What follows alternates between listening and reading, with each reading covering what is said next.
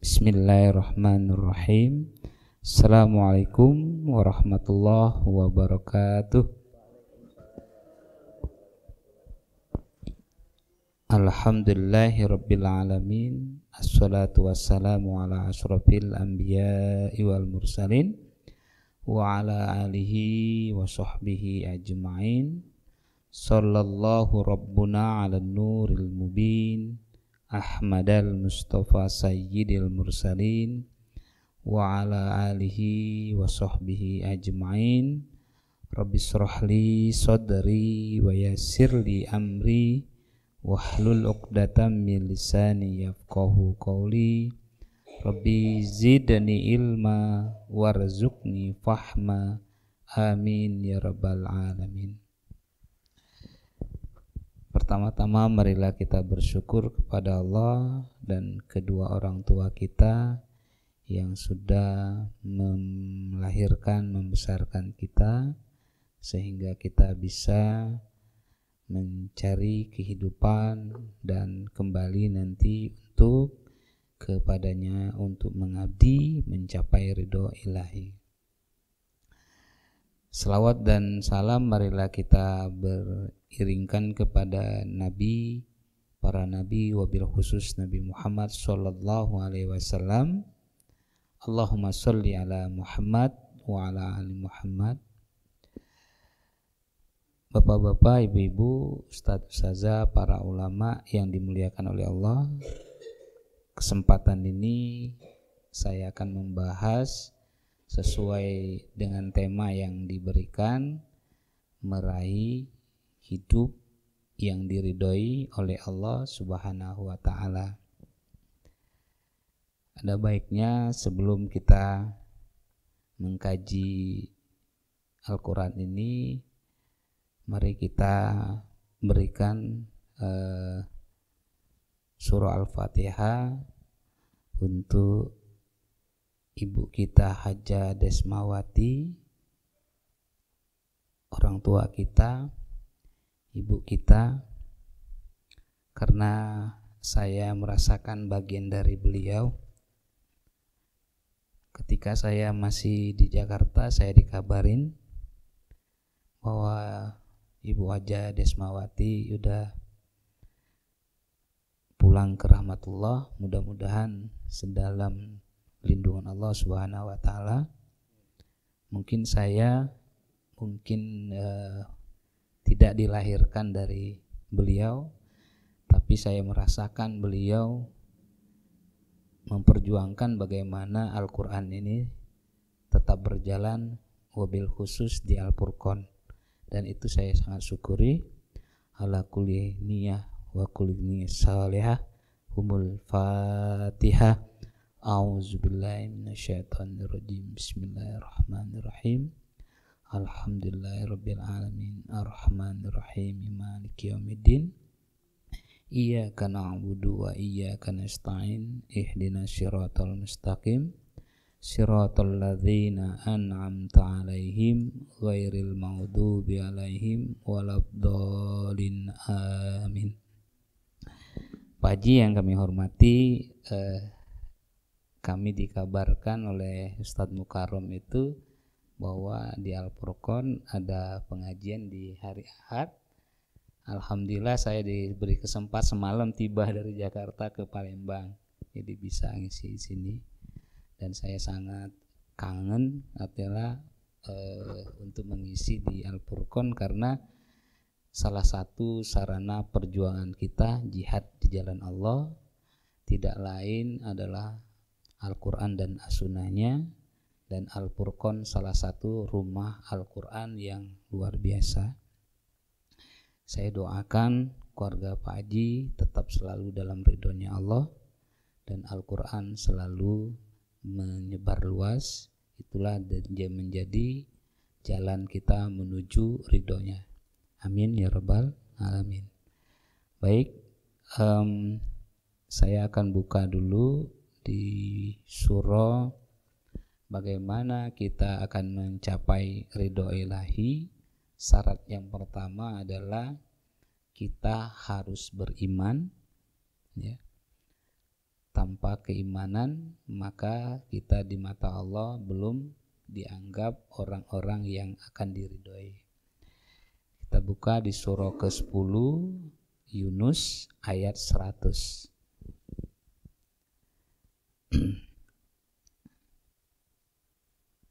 Oke. Tolong dibaca Pak Habibnya. Arabnya dulu Pak Habib. A'udzubillahi minasyaitonirrajim. Bismillahirrahmanirrahim. Wa ma kana linafsin an tu'mina illa biiznillah wa yaj'alur rijsa 'alal ladzina la ya'qilun, yang artinya, dan tidak seorang pun akan beriman kecuali dengan izin Allah, dan Allah menimpakan azab kepada orang yang tidak mengerti. Oke. Ayat ini bahwa keimanan itu harus berdasarkan izinnya Allah. Kalau kita gambarkan ketika kita mau memasuki rumah atau kita bertamu, tentunya kita harus izin dulu dengan tuan rumah. Nah, ketika bilang bahwa kita ini beriman, itu harus izinnya Allah juga. Jangan-jangan keimanan kita ini menurut kita masing-masing, belum sesuai dengan perintahnya atau belum sesuai dengan maunya Allah itu sendiri.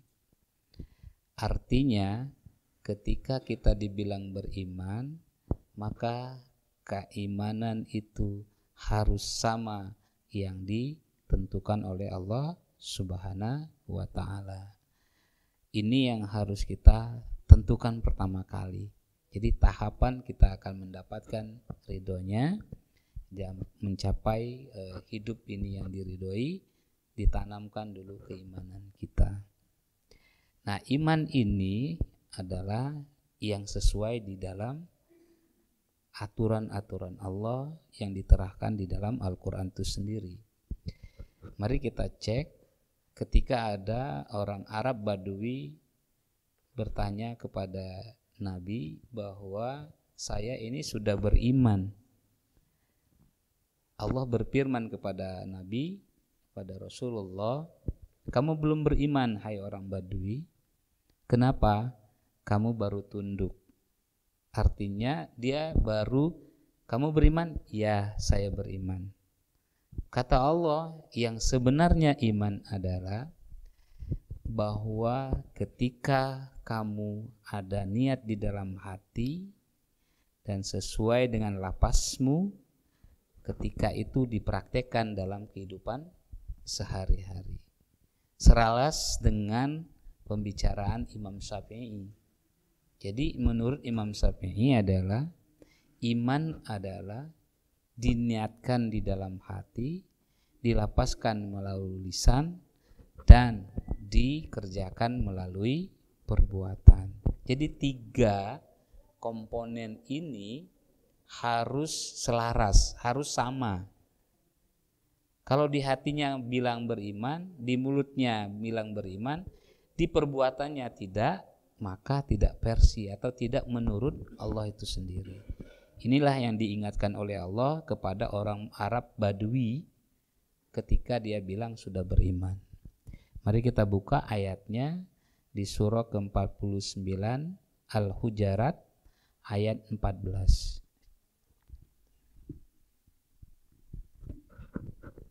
Quran surat 49 ayat 14. A'udzubillahi minasyaitonirrajim. Bismillahirrahmanirrahim. Artinya aja Ustaz. Iya, siap. Orang-orang Arab Badui berkata, kami telah beriman. Katakanlah kepada mereka, kamu belum beriman, tetapi katakanlah, kami telah tunduk atau Islam, karena iman belum masuk ke dalam hatimu. Dan jika kamu taat kepada Allah dan Rasul-Nya, Dia tidak akan mengurangi sedikit pun pahala amalmu. Sungguh Allah Maha Pengampun, Maha Penyayang. Oke. Nah, penjelasan ayat tadi bahwa banyak orang yang ngaku dirinya sudah beriman, tetapi imannya tadi belum sesuai dengan di hati mereka, cuma sekedar di mulut. Nah, kata Allah, belum, baru tunduk saja. Sama, kita ketemu seseorang, kamu KTP-nya apa? Islam, gitu aja. Nah, belum direalisasikan dalam kehidupan sehari-hari kita. Maka syaratnya keimanan itu, kata Allah, diniatkan di dalam hati, dilapaskan sesuai dengan yang kita niatkan tadi, lalu dipraktekkan hati dan niat kita itu dilapaskan tadi, maka sesuai enggak dengan kehidupan kita atau perbuatan kita sehari-hari. Nah, terkadang orang ngomongnya baik, perbuatannya belum tentu baik. Kata Allah, belum beriman. Kamu baru pandai beriman. Ya kan? Kamu pandai berkata beriman.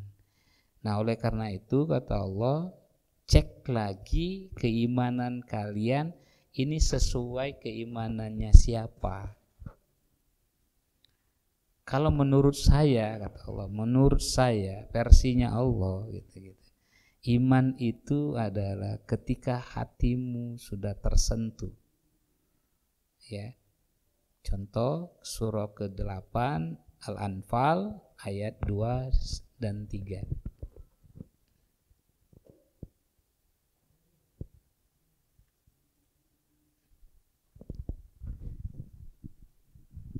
Quran surat 8 ayat 2 dan 3. A'udzubillahi minasyaitonirrajim. Artinya, sesungguhnya orang-orang yang beriman adalah mereka yang apabila disebut nama Allah gemetar hatinya, dan apabila dibacakan ayat-ayatnya kepada mereka bertambah kuat imannya, dan hanya kepada Tuhan mereka bertawakal. Yaitu orang-orang yang melaksanakan sholat dan yang menginfakkan sebagian dari rezeki yang kami berikan kepada mereka. Oke. Berarti iman itu kata Allah, bukti Anda sudah beriman, wa idza dzukirallah wajilat qulubuhum. Jadi kita tes keimanan kita itu sudah di dalam, ketika disebut nama Allah maka bergetarlah hati. Artinya bergetar itu bukan menggigil, tapi kita langsung ingat, langsung paham ajakannya. Contoh, kita azan itu ketika kita mendengar azan, terketukkah hati? Ya, terketuk enggak hati kita? Jangan-jangan itu cuma sebagai lonceng saja. Oh, itu azan untuk sholat, gitu aja kan. Maksudnya kata Allah, orang yang beriman itu cepat mau mencari ridhonya atau meraih bagaimana Allah ridho akan hidupnya. Oleh karena itu, kalau hati kita tertutup, ya, atau belum dapat cahayanya Allah, maka keimanan kita itu hampa. Kalau saya gambarkan begini, ketika kita belum ada di dalam hati kita adalah cahaya, ketika disebut nama Allah tidak ada apa-apanya, hampa gitu ya. Sama cahaya itu ketika wattnya listrik itu adalah sedikit maka redup. Tapi ketika cahayanya semakin besar maka semakin kencanglah, akan teranglah namanya bola itu untuk menerangi kita. Begitu juga hati kita, ketika Quran itu sudah menerangi hati kita, maka apapun yang sudah kita dengar disebut nama Allah, maka hati ini menangis, dalam arti mereka terketuk bukan paksaan orang lain. Tanpa dipaksa mereka sudah tunduk patuh untuk menyebut nama Allah dan melaksanakan apa yang diperintahkan oleh Allah. Nah, itu maksudnya Allah, syarat keimanan yang sudah di dalam Tapi kalau imannya masih di luar atau perkataannya saja, maka ada unsur paksaan atau unsur intervensi atau dorongan dari orang lain. Tapi tidak apa-apa, tidak salah untuk mendidik anak-anak kita. Tapi kalau kita sudah usia dewasa, makanya keimanan itu bukan hanya di mulut saja, tapi sudah terbuka pintu hatinya. Ketika disebutkan nama Allah, mereka tergerak dan memancarkan cahaya itu. Maka di ayat 4-nya, wa idza tuliyat alaihim ayatuhu zadathum imana. Ketika disebut nama Allah bergetar, ketika dibacakan ayat-ayat Allah, semakin paham. Oh, ternyata semakin saya mendengar, semakin saya memahami ayat-ayat Allah, semakin saya melaksanakannya, yakin dengan kebenarannya, sehingga tidak ada keraguan dalam menjalankan kehidupan ini, karena kita sesuai dengan koridor atau jalannya Allah Subhanahu wa Ta'ala. Nah, ini syaratnya beriman menurutnya Allah. Kalau kita hanya di mulut saja atau cuma sekedar pengetahuan saja, tahu rukun iman ada 6, tapi pelaksanaan rukun iman belum menjalankan. Nah, ini yang harus kita tingkatkan lagi. Jangan-jangan keimanan kita sekedar dihafal, tapi bukan di dalam hati. Nah, maka marilah kita tingkatkan keimanan kita. Tentunya kalau kita bilang kita beriman, ada proses antara kehidupan kita ini, namanya ada ujian. Setiap kita mau naik derajat, naik tingkat, naik kelas, pasti ada ujian. Begitu juga orang yang beriman, setiap harinya, setiap dia melakukan sesuatu, pasti ada ujian. Jadi kalau pengen maju, pasti harus ada ujian. Kita buka di surah ke-29 ayat 2.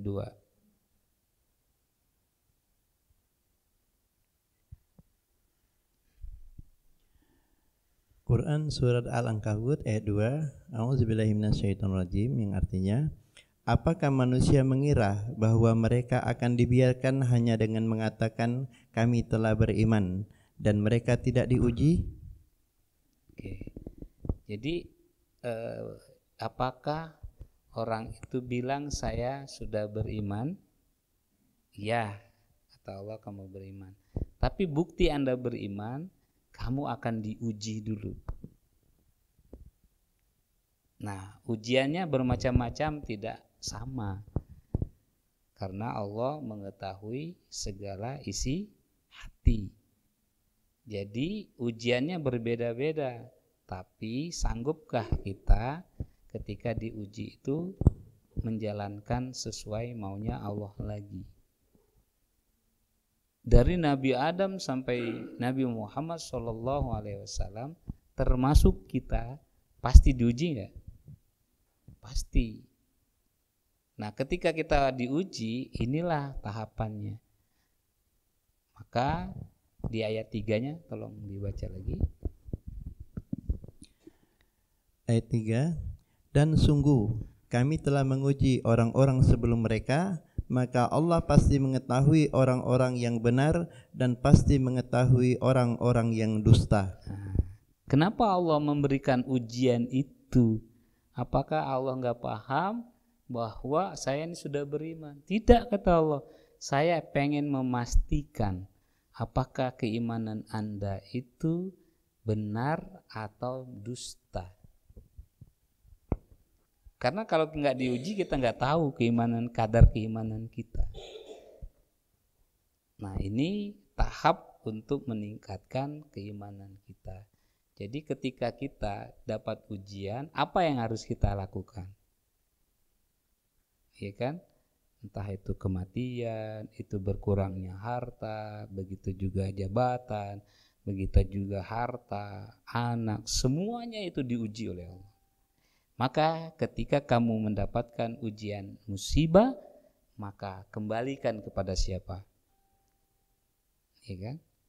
Kembalikan lagi kepada Allah. Maka di surah kedua ayat 153.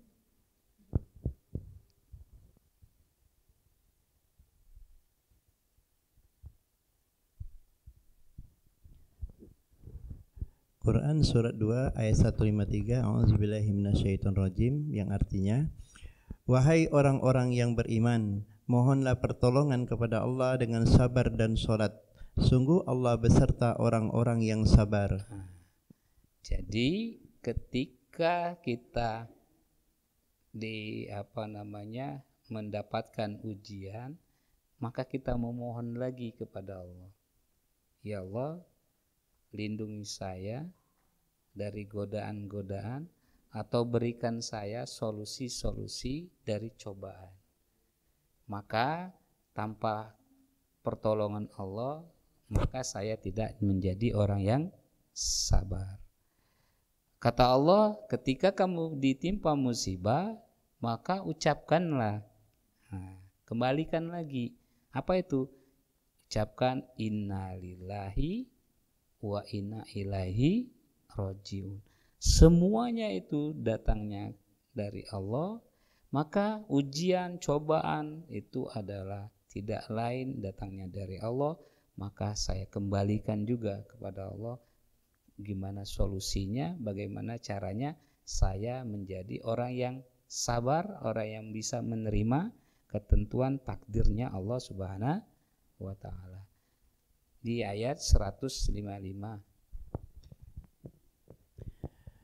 yang artinya, dan kami pasti akan menguji kamu dengan sedikit ketakutan, kelaparan, kekurangan harta, jiwa, dan buah-buahan, dan sampaikanlah kabar gembira kepada orang-orang yang sabar. Ketika kita diberikan ujian, ketika kita diberikan kekurangan harta, ketika kita kehilangan jabatan, kehilangan anak, kehilangan apa saja, kita harus tidak lain bisa meminta, memohon kepada Allah, berikan proses ini, saya menerimanya dengan lapang dada dan menerimanya dengan baik. Ini adalah ketentuan Allah Subhanahu wa ta'ala. Di ayat 156-nya, yaitu orang-orang yang apabila ditimpa musibah, mereka berkata, innalillahi wa inna ilaihi rajiun. Sesungguhnya kami milik Allah dan kepadanya lah kami kembali. Nah, inilah proses penghambaan kita untuk bagaimana kita meraih hidup diridhoi oleh Allah. Jadi prosesnya itu panjang, ya. Kita harus mengalami peningkatan. Mudah-mudahan ujian itu bukan azab, tapi ujian itu adalah nikmat untuk yang kita dapat. Karena apa? Mungkin yang sesuatu yang tidak kita sukai itu adalah yang tidak kita sukai atau senangi. Tetapi sesuatu yang tidak sukai tadi itu adalah kesukaan Allah. Dan sesuatu yang kita sukai belum tentu sukanya Allah. Ya. Nah, mudah-mudahan bahwa yang kita belum terima ini kita minta lagi kepada Allah, ya Allah, bukakan hati, pikiran dan perbuatan saya untuk kembali kepada jalan-Mu supaya kami tetap hidup dengan istiqomah. Karena segala sesuatu yang itu datangnya dari Allah dan kami meyakini itu nanti akan kembali kepadamu, ya Allah, ya Rabbi. Nah, ini syarat bagaimana kita meraih hidup yang diridhoi oleh Allah. Kalau kita diuji, kita keluar keimanan kita, atau kita justru berbalik, dulunya iman menjadi ingkar, kafir, katakan, atau kita keluar dari munafik jadi kita kazif atau pendusta. Nah, ini diragukan oleh Allah keimanan kita. Baru disentuh sedikit dengan ujian, maka iman kita turun. Diambil sedikit namanya kekayaan, keimanan kita turun. Diambil sedikit namanya jabatan kita, maka kita keluar dari kebenaran. Nah, ini kata Allah untuk menguji seseorang itu apakah benar ataukah dusta dalam kehidupan mereka, keimanannya hanya sekedar di mulut atau di kehidupannya atau dalam prakteknya sehari-hari. Saya berharap tidak lain adalah yang saya ucapkan ini adalah pelajaran bagi saya sendiri. Dan mudah-mudahan jadi manfaat bagi kita semua. Amin ya rabbal alamin. Ini adalah syarat yang pertama adalah keimanan. Dan keimanan itu menurut Allah, kalau menurut Allah iman itu adalah ketika kita dibacakan ayat Allah, maka bergetarlah hati kita. Ketika kita didengarkan ayat Allah, bertambahlah iman kita. Nah, tinggal kita cek diri kita masing-masing. Apakah setiap harinya kita bertambah? Justru apa kebalik? Ketika kita diuji, apakah nurun keimanan kita? Itu kembali kepada diri kita masing-masing. Yang kedua, syaratnya adalah takwa. Maka kalau sudah beriman, maka kata Allah naik lagi tingkatnya, derajatnya, namanya takwa. Surah ketiga ayat 102.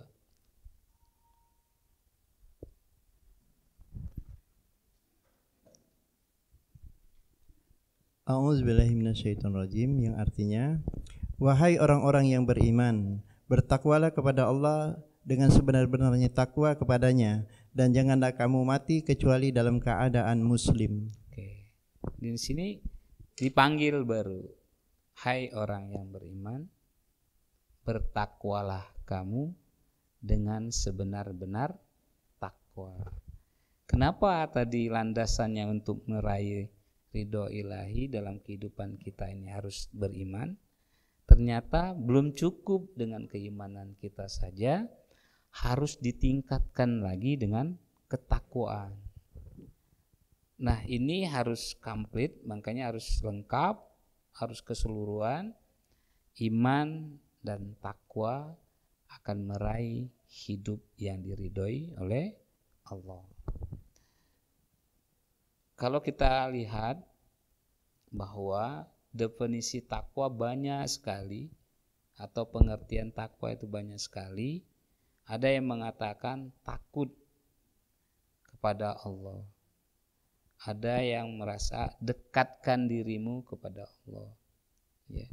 Itu dalam konteks pengertian. Ya. Nah, saya akan menambahkan bahwa takwa itu kalau iman adalah suatu teorinya yang kita harus tingkatkan, nah maka bukti kita beriman, maka ada prakteknya dalam kehidupan sehari-hari. Apa yang harus kita lakukan setelah kita beriman? Yaitu ketakwaan. Maka takwa ini dijelaskan juga di surah Ali Imran ayat 133 sampai 135.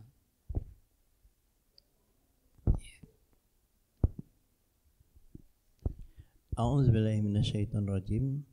Ali Imran 133 sampai 135, yang artinya, dan bersegeralah kamu mencari ampunan dari Tuhanmu dan mendapatkan surga yang luasnya seluas langit dan bumi, yang disediakan bagi orang-orang yang bertakwa, yaitu orang-orang yang berinfak baik di waktu lapang maupun sempit, dan orang-orang yang menahan amarahnya dan memaafkan kesalahan orang lain. Dan Allah mencintai orang yang berbuat kebaikan. Tahan.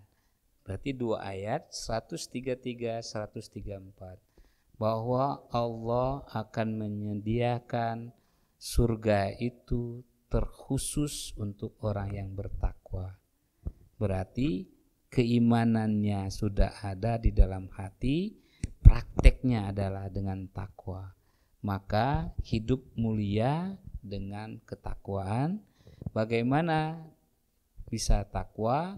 Maka kita harus praktekkan. Yang pertama adalah hidup ini jangan lupa memohon ampun. Nah, kalau kita kepada Allah memohon ampun, kalau kepada orang tua kita memohon maaf. Saya ingat di orang India itu, Tuhan yang wujudnya ada di bumi selain Allah Subhanahu wa Ta'ala adalah ibu bapak. Kenapa? Karena keduanya adalah orang yang tulus untuk melahirkan, membesarkan, dan memelihara kita sampai kita ajal menjemput. Nah, ini yang terjadi. Kebanyakan ketika anaknya sudah menjadi orang yang hebat, maka sang anak ini berbalik arah, ya, bukan untuk tambah sayang kepada ibu bapaknya, justru orang tuanya ditelantarkan. Nah, inilah ujian sebagai anak dan juga ujian sebagai orang tua. Kalau orang tuanya merasa bahwa dia salah, maka cepat-cepat mohon ampun. Ketika anaknya bersalah, cepat-cepat mohon ampun dan minta maaf kepada ibu bapaknya. Insya Allah hidup kita indah, hidup kita bahagia, dan insya Allah di akhirat lebih bahagia lagi, akan disediakan surga yang ditempatkan untuk orang-orang yang mohon ampun. Yang kedua,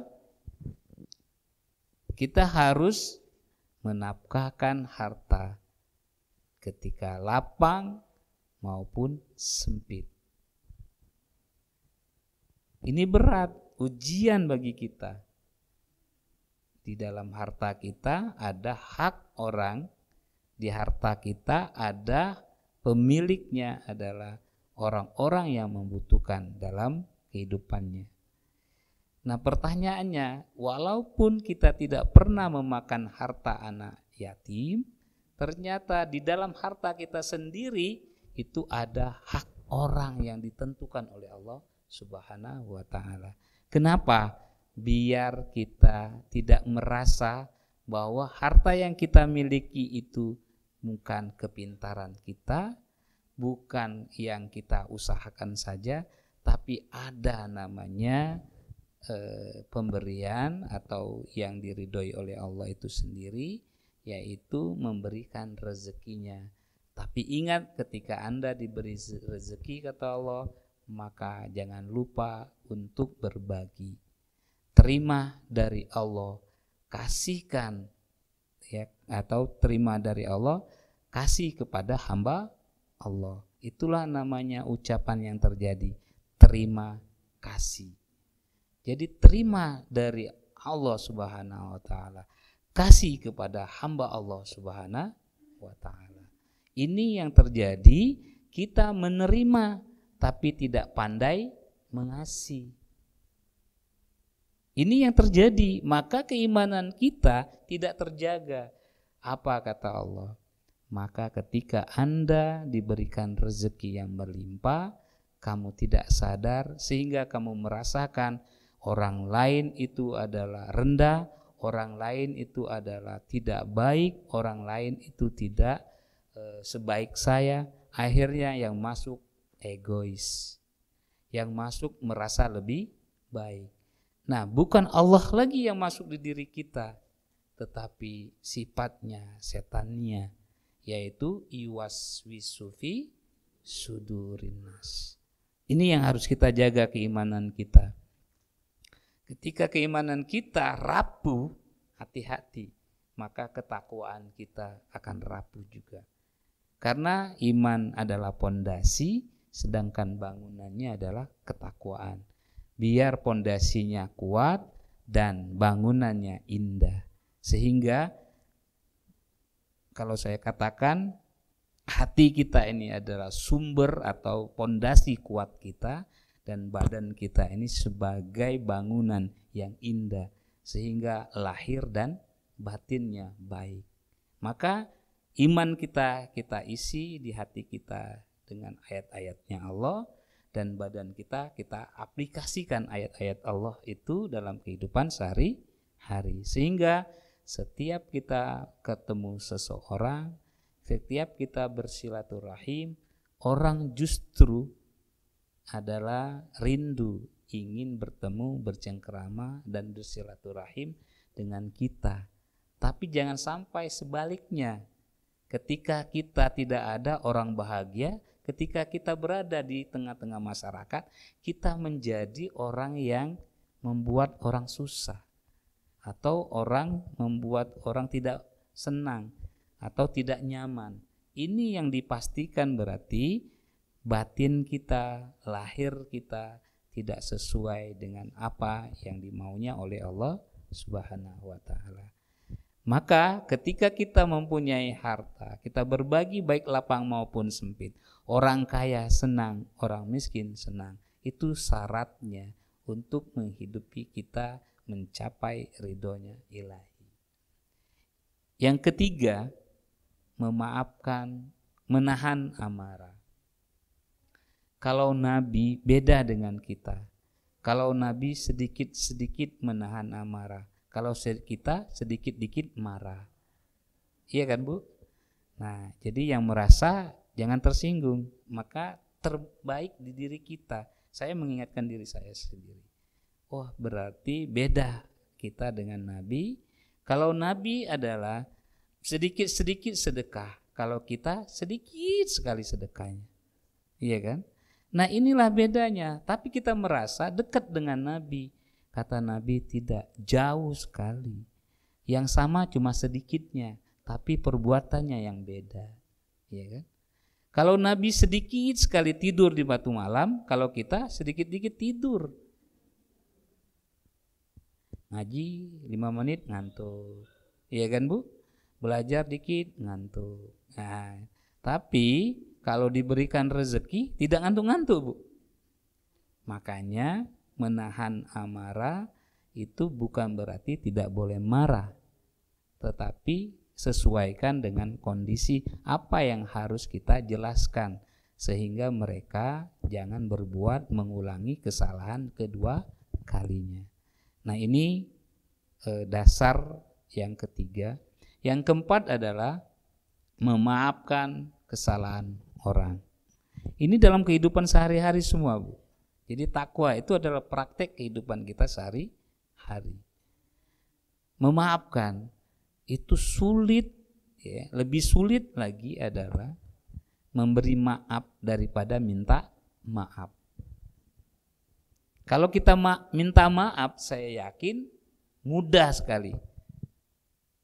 Tapi memberikan maaf kepada orang yang bersalah kepada kita sulit sekali.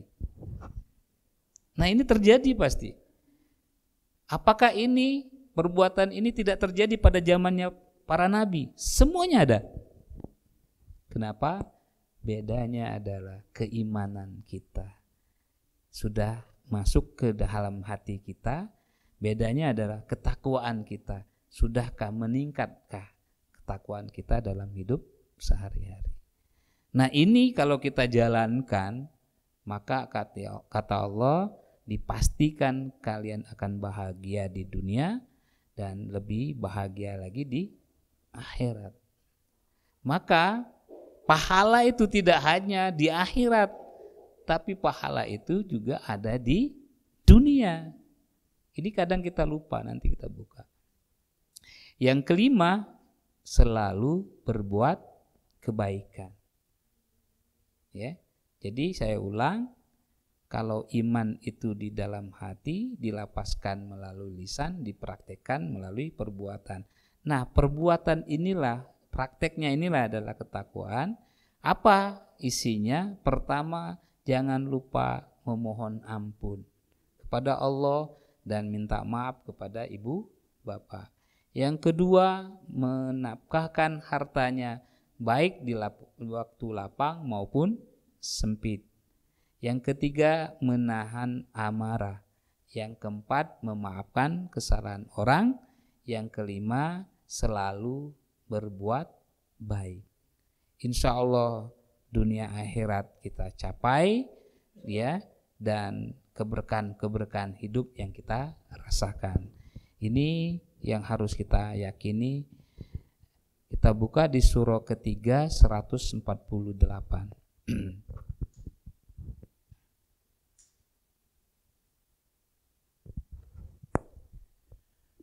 Quran surat Ali Imran ayat 148. A'udzubillahi minasyaitonirrajim, yang artinya, maka Allah memberi mereka pahala di dunia dan pahala yang baik di akhirat, dan Allah mencintai orang-orang yang berbuat kebaikan. Oke.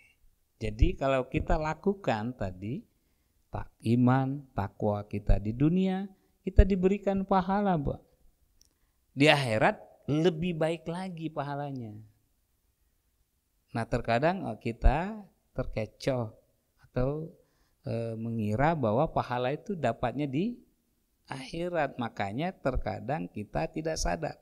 Nanti saja tobatnya kalau sudah usia tua. Keburu mati. Ya, atau kita sudah tidak sehat lagi secara fisik. Bagaimana kita mau husuk beribadah? Tapi kalau kita paham bahwa di dunia juga mendapatkan pahala, di akhirat lebih baik lagi pahalanya, kita lebih semangat, lebih kompetitif. Ini yang harus kita tanamkan. Kalau di dunia ada pahala, di akhirat lebih baik pahalanya, berarti dunia ada nggak nanti namanya azab di dunianya? Di akhirat ada nggak? Ada, harus seimbang. Kan gitu. Surah Ar-Ra'd surah ke-13 ayat 34.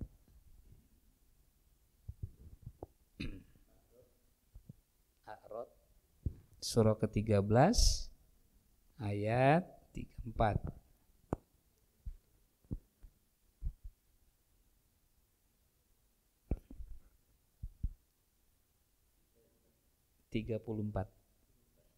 Ya.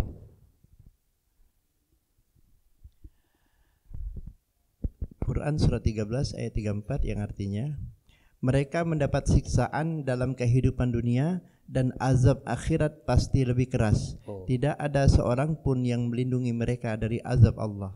Apple to apple. Kalau tadi pahala ada di dunia, di akhirat lebih baik pahalanya.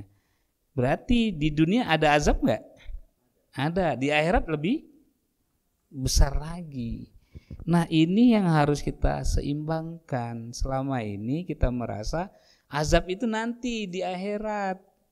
Akhirnya kita lupa untuk berbuat kebaikan. Nah, ini dasar-dasar yang harus kita tanamkan dalam kehidupan kita sehari-hari agar kita mendapatkan berkah hidup dalam sehari-hari. Ini saya ingatkan pada diri kita semua. Maka iman dan takwa itu adalah teori dan praktek yang harus kita lakukan. Terkadang iman kita hanya di ucapan, itu teori kata Allah. Tapi praktek iman kita adalah di hari-hari kita dengan ketakwaan. Maka kata Allah, ketika Anda sudah melakukan ini, maka kebahagiaanlah yang akan menghampiri hidup Anda, keberkahanlah akan menghampiri hidup Anda di dunia dan di akhirat lebih baik lagi. Nah, ini yang harus kita tanamkan. Lalu ketika kita di dunia ini sudah melakukan kebaikan, bagaimana persiapan kita akan menjelang ajal yang akan menjemput. Karena setiap manusia ya tidak bisa mengelak namanya kematian. Maka kenapa iman harus ditanamkan, ketakwaan harus dilaksanakan biar kita mendapatkan ridhonya. Maka inna lillahi wa inna ilaihi rajiun ketika ada orang mati saja. Padahal ketika kita tidak melakukan dalam kebaikan, maka kita kembalikan lagi, ya Allah, kenapa saya belum sempat melakukan kebaikan hari ini? Karena saya takut belum tentu kontraknya saya diperpanjang besok hari. Makanya doa kita itu a'udzubika bismika Allahumma ahya wa bismika amut. Ya Allah, atas nama Engkau saya dihidupkan, lalu saya dimatikan lagi. Jadi hidup ini sehari, nanti di malamnya kita dimatikan sehari, maka diperpanjang lagi esok harinya. Ketika kita sudah berpasrah diri, bangun lagi, ngucapin apa, Bu?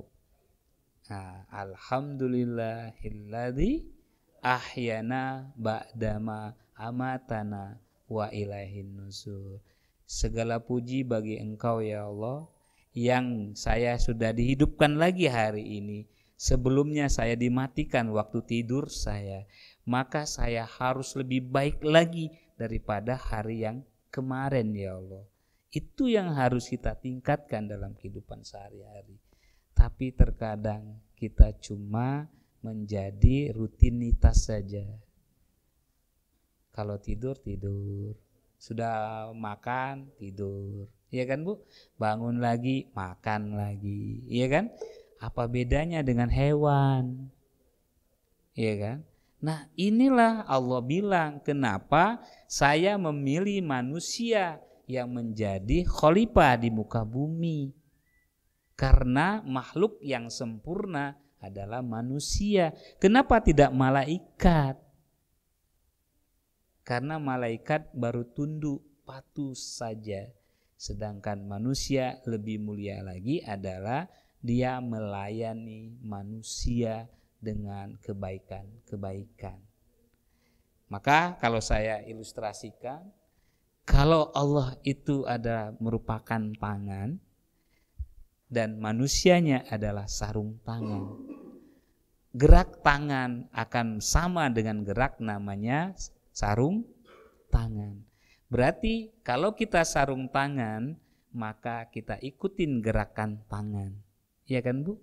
Kalau Allah di dalam hati pikiran kita, maka gerak hati dan pikiran kita sama yang diperintahkan oleh Allah Subhanahu wa ta'ala. Ini jangan sampai berbalik. Kita mengatasnamakan Allah, tapi perilaku kita ya na'udzubillah. Nah, ini yang harus kita tingkatkan. Lalu apa dasar-dasarnya kita akan menuju yang akan diridhoi setelah di dunia kita sudah lebih baik dan di akhirat menuju ke lebih baik, yaitu dasarnya kebaikan-kebaikan ini sebelum kita datang dijemput ajal kita masing-masing oleh Allah Subhanahu wa ta'ala, diutus oleh Allah namanya malaikat. Contoh di surah ke-16 ayat 30 sampai 32. Ini orang yang bertakwa tapi dijemput ajalnya dengan malaikat, dan malaikat itu mengucapkan salam kepada orang yang bertakwa itu. Oke, silakan baca. An-Nahl surah ke-16 ayat 30 sampai 32.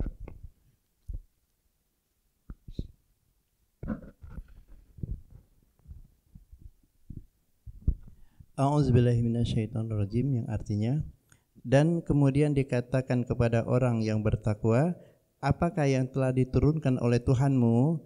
Mereka menjawab, kebaikan.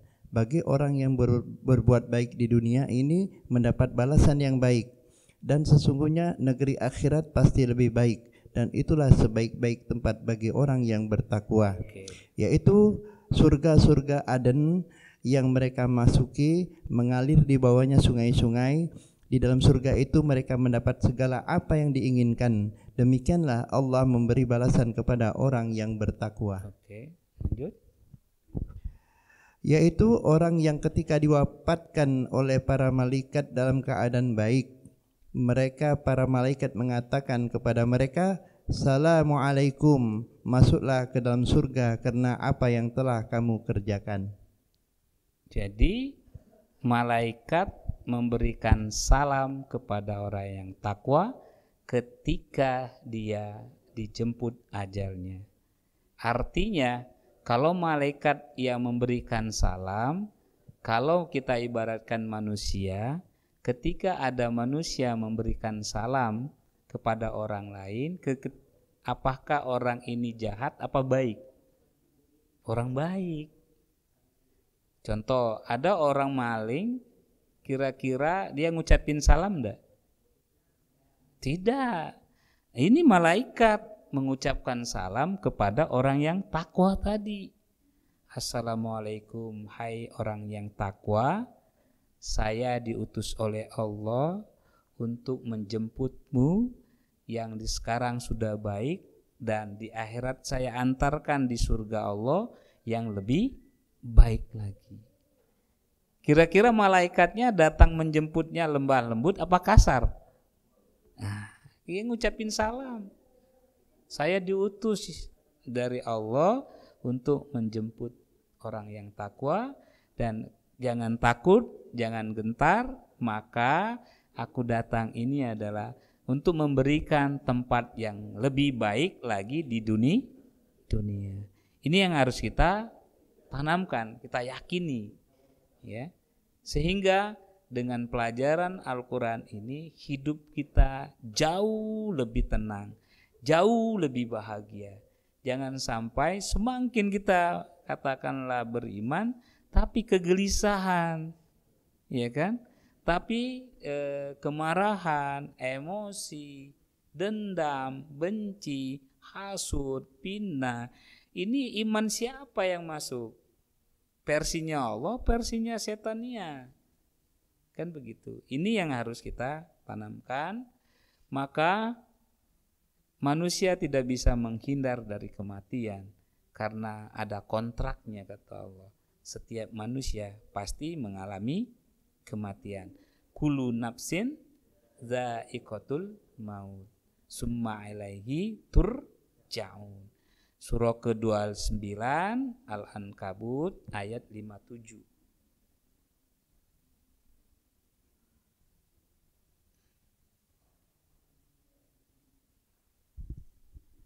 A'udzubillahi minasyaitonirrajim, yang artinya setiap yang bernyawa akan merasakan mati, kemudian hanya kepada kami kamu dikembalikan. Oke.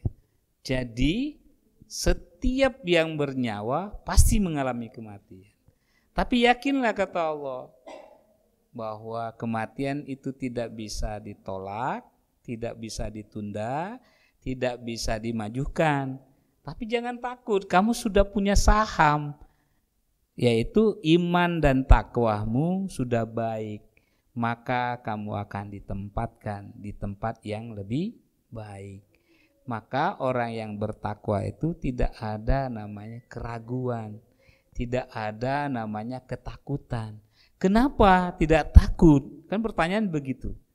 Karena Allah berfirman, ketika iman dan takwa kamu sudah baik, maka azab Allah tidak akan menyentuh jasadmu, tidak akan membakar jasadmu.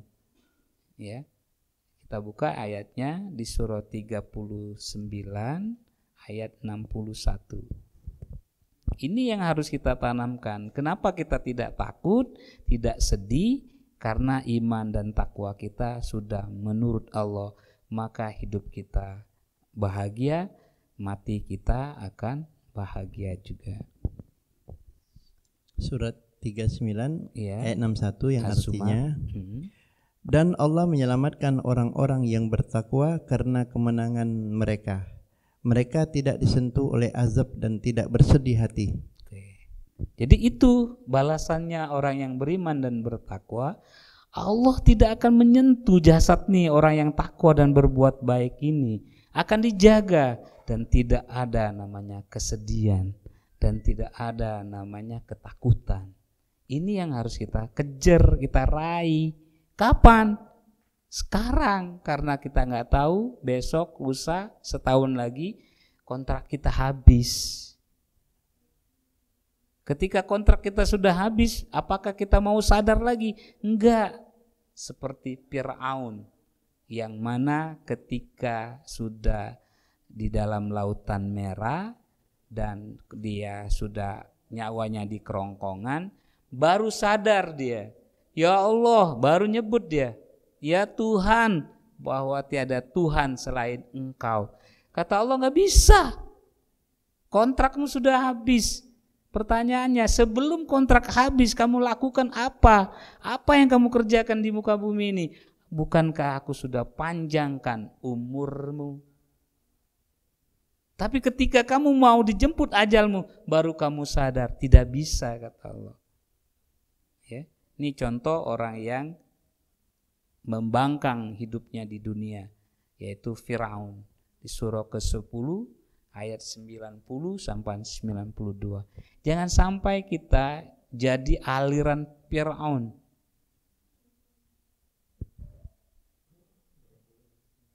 Ya. Ya, ayat 90 sampai 92. A'udzubillahi minasyaitonirrajim, yang artinya, dan kami selamatkan Bani Israel melintasi laut. Kemudian Fir'aun dan bala tentaranya mengikuti mereka untuk menzalimi dan menindas mereka. Sehingga ketika Fir'aun hampir tenggelam, dia berkata, aku percaya bahwa tidak ada Tuhan melainkan Tuhan yang dipercayai oleh Bani Israel, dan aku termasuk orang-orang Muslim berserah diri. Terus 92. Mengapa baru sekarang kamu beriman, padahal sesungguhnya engkau telah durhaka sejak dahulu dan engkau termasuk orang yang berbuat kerusakan. Maka pada hari ini kami selamatkan jasadmu agar engkau dapat menjadi pelajaran bagi orang-orang yang datang setelahmu. Tetapi kebanyakan manusia tidak mengindahkan tanda-tanda kekuasaan kami. Oke, sekarang masih jasadnya Fir'aun masih ada? Masih. Itu mumi, adanya di Mesir. Kenapa? Biar jadi contoh. Ini orang yang gak baik di dunianya. Dulunya sudah dikasih Allah kesempatan, namanya kekuasaan, kekayaan. Bahkan dia memiliki yang luar biasa.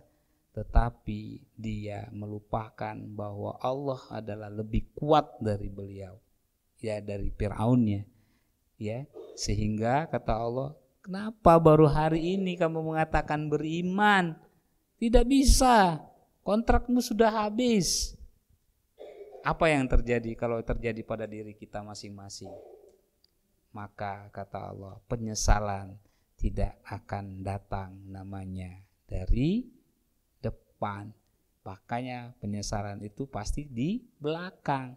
Harusnya kita menyesalnya kapan, Bu? Sekarang, sebelum kontrak kita habis. Maka kita tingkatkan keimanan dan ketakwaan kita. Maka ada yang baik, ada yang tidak baik. Adanya Fir'aun, pasti adanya siapa, Bu? Nabi Musa. Adanya Nabi Muhammad, pasti adanya Abu Jahal, Abu Lahab, yang parah lagi Abu-Abu. Nah, itu yang tidak jelas itu. Nauzubillahi min zalik. Lalu apa yang harus kita tanamkan? Apakah harta kita, apakah anak kita, apakah jabatan kita yang akan menolong kita? Tidak semua. Itu semuanya adalah sarana untuk menuju ketakwaan kita.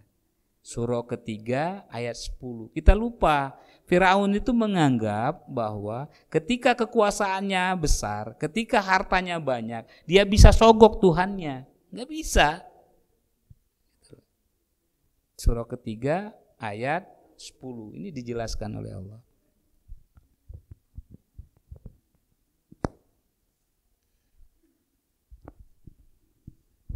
A'udzubillahi minasyaitonirrajim, yang artinya, sesungguhnya orang-orang yang kafir, bagi mereka tidak akan berguna sedikit pun harta benda dan anak-anak mereka terhadap azab Allah, dan mereka itu menjadi bahan bakar api neraka.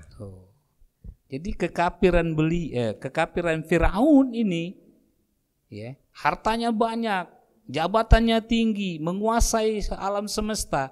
Kata Allah tidak bisa bermanfaat, tidak berguna sedikit pun. Sebaliknya kita punya apa saja, kalau tidak dijadikan sarana ketakwaan, maka kita tidak akan mulia. Jangan sampai kita punya harta menyesal ketika kita mati. Ya, surah ke-63 ayat 10 sampai 11. Yuk, apa yang kita lakukan? Kalau diberi oleh Allah rezeki, maka kita bagikan. Kalau kita punya anak, kita jadikan mereka adalah ketakwaan. A'udzubillahi minasyaitonirrajim, yang artinya, dan impakkanlah sebagian dari apa yang telah kami berikan kepadamu sebelum kematian datang kepada salah seorang di antara kamu. Lalu dia berkata menyesali, ya Tuhanku, sekiranya engkau berkenan menunda kematianku sedikit waktu lagi, maka aku dapat bersedekah dan aku akan termasuk orang-orang yang soleh. Dan Allah tidak akan menunda kematian seseorang apabila waktu kematiannya telah datang, dan Allah mengetahui terhadap apa yang kamu kerjakan. Nah, ini yang harus kita tingkatkan. Mudah-mudahan harta, anak, jabatan kita itu bukan segala-galanya bagi kita, tapi adalah sarana untuk mencari ridho Allah dan menggapai namanya kehidupan yang mulia baik di dunia maupun akhirat. Ini sudah jam 9.15, masih lagi Pak Habib? Anda jawab, mungkin saya cukupkan dulu. Dan kepada Allah saya mohon ampun, kepada ibu-ibu saya mohon maaf. Kalau ada tanya jawab silakan. Saya akhiri dulu. Billahi taufik wa hidayah. Assalamualaikum warahmatullahi wabarakatuh.